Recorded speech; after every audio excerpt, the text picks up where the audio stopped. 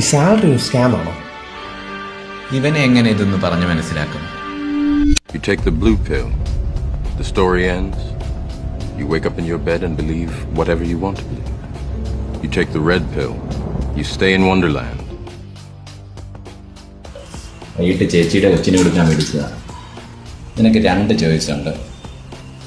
ഒന്നുകിൽ ഈ blue pill choose ചെയ്യാം. ഇത് ചൂസ് ചെയ്താൽ നിനക്ക് നാളെ ഒരു 9 to 5 ജോബിൽ കയറാം. ലൈഫ് സെക്യൂർ ആയിരിക്കും, റിസ്ക് കുറവായിരിക്കും, ഫിനാൻഷ്യൽ സ്റ്റെബിലിറ്റി കാണും, എല്ലാ മാസവും 30th മുമ്പ് സാലറി ക്രെഡിറ്റ് ആവും. രണ്ടാമത്തെ ഓപ്ഷൻ റെഡ് പിൽ. ഇത് ചൂസ് ചെയ്താൽ നിനക്കൊരു ബിസിനസ് സ്റ്റാർട്ട് ചെയ്യാം. ഫ്രീഡം കാണും, ടൈമിങ്സ് ഫ്ലെക്സിബിൾ ആയിരിക്കും, ഗ്രോത്ത് പൊട്ടൻഷ്യൽ എന്ന് പറഞ്ഞാൽ അൺലിമിറ്റഡ് ആയിരിക്കും. പക്ഷെ അതുകൊണ്ട് ഇതാണ് ബെറ്റർ എന്ന് നമുക്ക് പറയാൻ പറ്റുമോ? ടാക്സേഷൻ പോയിന്റ് നിന്ന് നോക്കിയാൽ ഇതിന് കുറച്ച് ബെനിഫിറ്റ്സ് ഉണ്ട്. പക്ഷേ ടാക്സ് സേവ് ചെയ്യുക എന്നുള്ളത് മാത്രമല്ലല്ലോ നമ്മുടെ അൾട്ടിമേറ്റ് പർപ്പസ്. ജോബ് വേണോ അതോ ബിസിനസ് വേണോ എന്നുള്ളത് നിന്റെ പേഴ്സണൽ പ്രിഫറൻസ് ആണ്.